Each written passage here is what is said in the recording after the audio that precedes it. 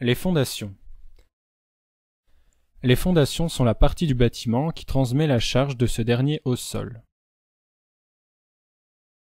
Le choix des fondations va dépendre de la nature du sol, des charges qu'elles devront supporter, de l'environnement, la nature des agents extérieurs qui altèrent la résistance du terrain.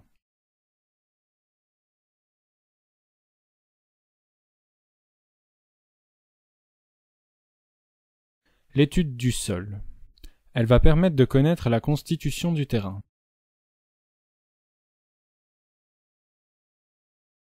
La résistance des fondations. Les fondations doivent résister sans être endommagées aux charges permanentes et accidentelles qu'elles ont à supporter, à l'action du temps, dans certains cas à des agents extérieurs.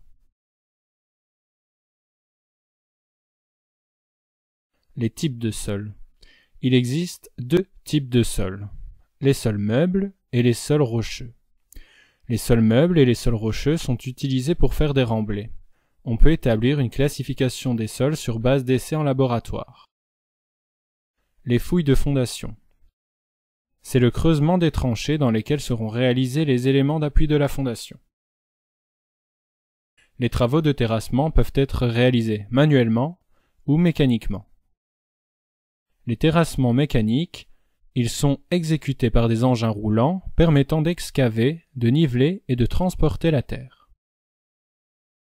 Les terrassements manuels, l'homme, à l'aide d'outils manuels, intervient de temps en temps pour corriger les inégalités dues aux engins, les endroits inaccessibles aux engins, des petits travaux, réaliser les terrassements aux abords de câbles ou canalisations existantes enterrées.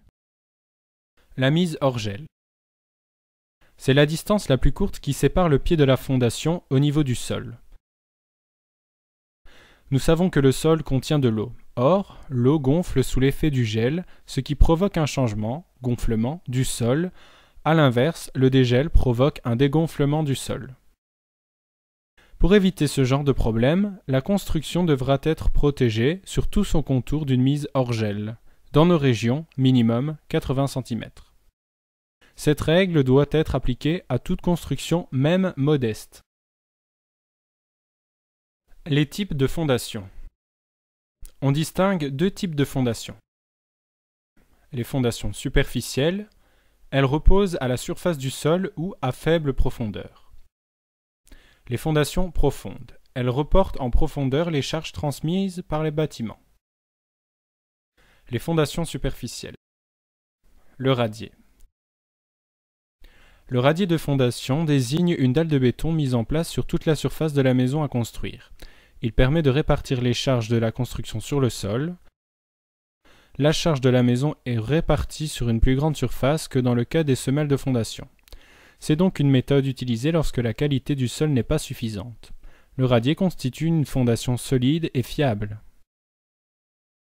Un radier est relativement rapide à réaliser par rapport à d'autres techniques de fondation. Il n'a pas besoin d'être installé à une profondeur trop importante, mais tout dépend des résultats de l'étude du sol. Les étapes pour la réalisation d'un radier sont l'excavation du terrain, le sol doit être creusé un minimum afin de construire le radier sur un sol dur. La mise en place des canalisations, installation d'une couche de drainage, coffrage du radier, ferraillage du radier et coulage du béton.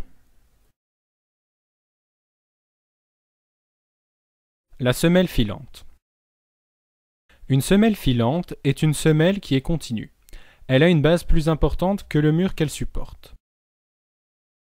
Si le sol n'a pas une résistance suffisante, on dispose les armatures dans la partie inférieure de la semelle en prenant garde de laisser un espace suffisant afin de respecter les conditions d'enrobage.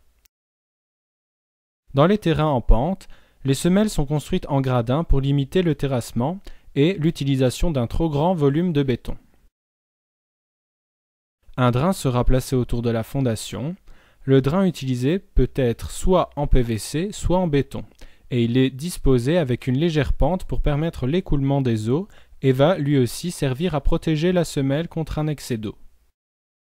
Les étapes de la réalisation sont creuser la tranchée, ferraillage, armature disposée sur des écarteurs pour l'enrobage, ferraillage des poteaux, raccord des armatures et coulage du béton. Fondation sur plot ou semelle isolée.